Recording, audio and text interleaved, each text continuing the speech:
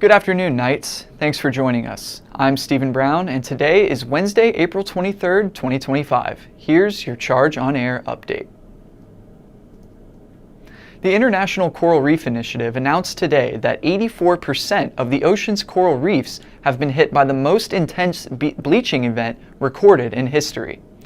This is the fourth global bleaching event since 1998. The Environmental Protection Agency says increased ocean temperatures and changing ocean chemistry are the greatest global threats to the coral reef ecosystems. The NOAA Coral Reef Conservation Program leads restoration efforts to reduce the main threats to coral reef ecosystems and improves coral health and survival. If your morning coffee feels more expensive lately, you're not alone. Prices are going up everywhere.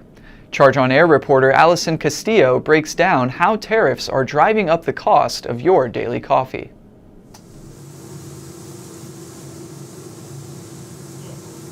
Many don't realize that coffee isn't grown in the US, it's imported, and that makes it vulnerable to new tariffs. Local coffee shops that roast their own beans, like Kush Coffee, are already feeling the pressure. They rely on imports from countries like Ethiopia, Colombia, Nicaragua, and Guatemala.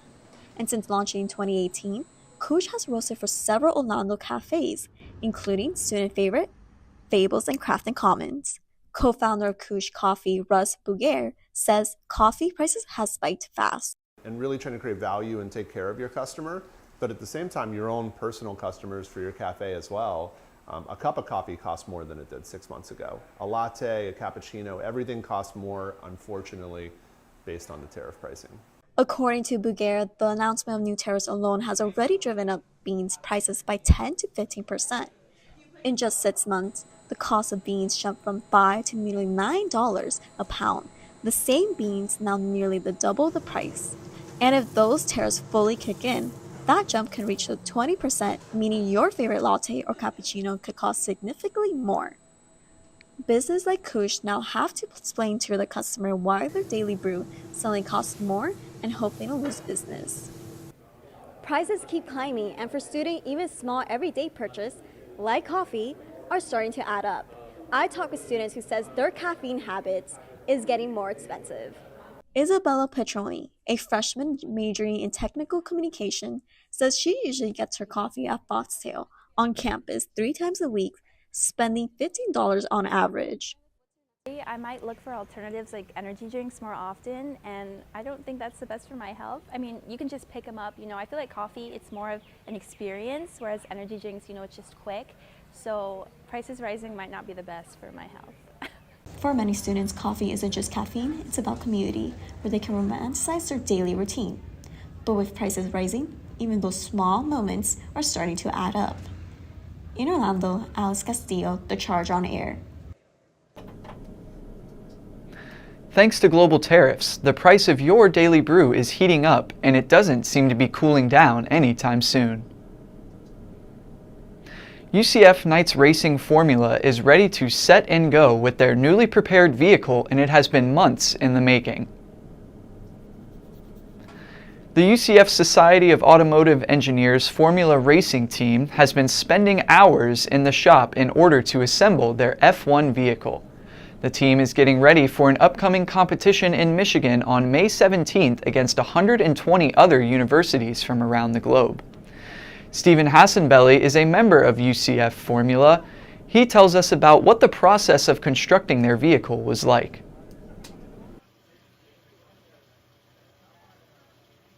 In our experience, in our team, we have been able to finish a car by late April, and that kind of gives us maybe like a week or 2 of testing, making sure that the car behaves as intended, that everything is checked for, and that we can fine-tune it so that once we go to competition in Michigan, everything goes as planned. They are hoping to catch the attention of big sponsors at the competition, and you can follow their progress on Instagram at UCF Formula. A UCF student, Mike Wong, founder and captain of Celestial's Lion Dance, is bringing a new roar to the upcoming 2025 fall semester. For the first time, Wong is starting a new lion dancing team in collaboration with the UCF Chinese American Student Association this fall to prepare for their 2026 Chinese New Year. The lion dance is a traditional Chinese performance symbolizing prosperity, good fortune, and the expulsion of evil spirits. Both organizations aim to spread their culture and educate UCF students about cultural diversity in Central Florida. For more information on how to participate, visit the Celestials Lion Dance and Casa_UCF on Instagram. April 22nd was Earth Day, and Charge on Air reporter Victoria Para went to campus to see how UCF celebrated.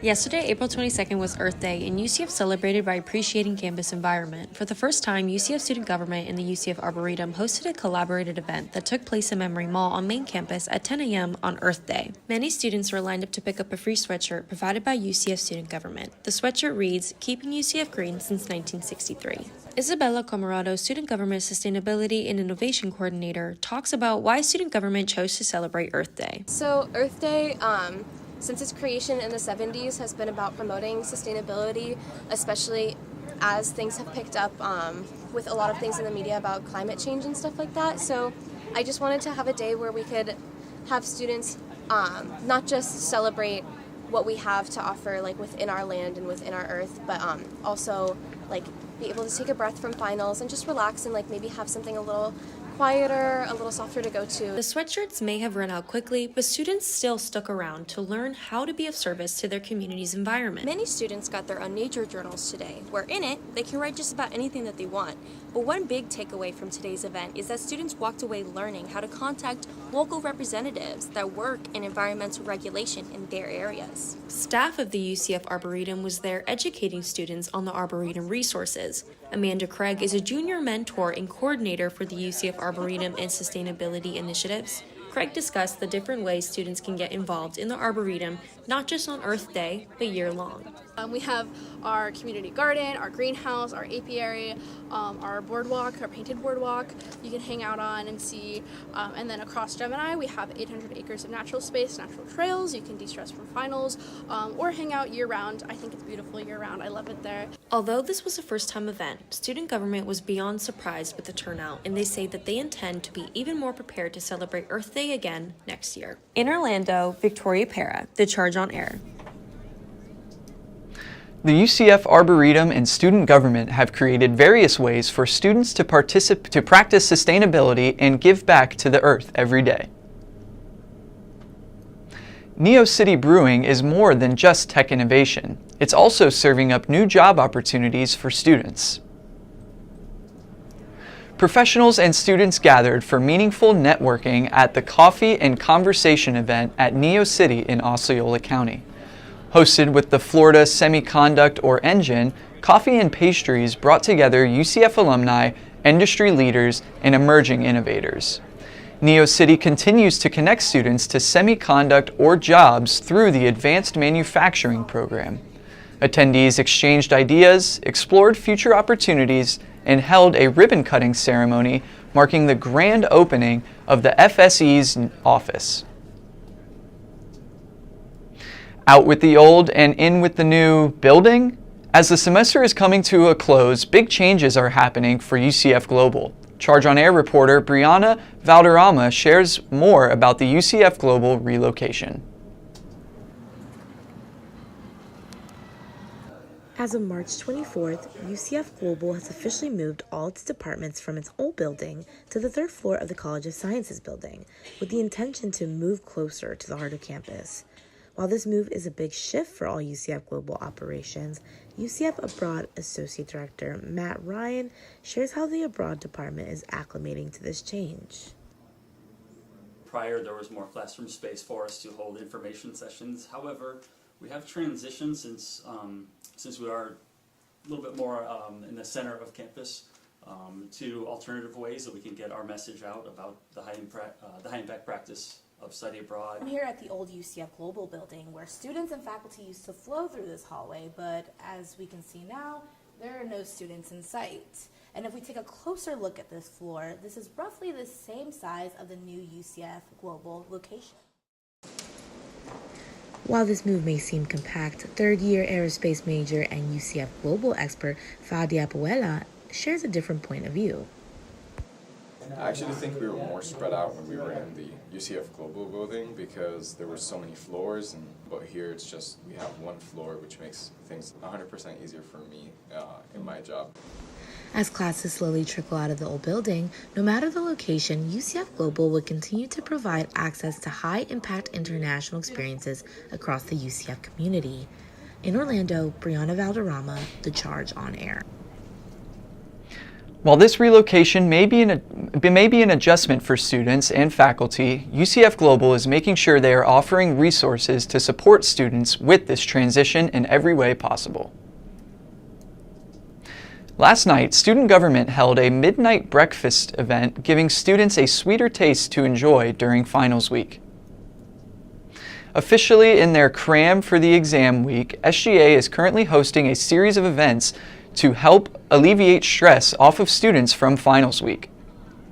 Last night was midnight breakfast where they served pancakes, hash browns, and much more to all the students staying late on campus.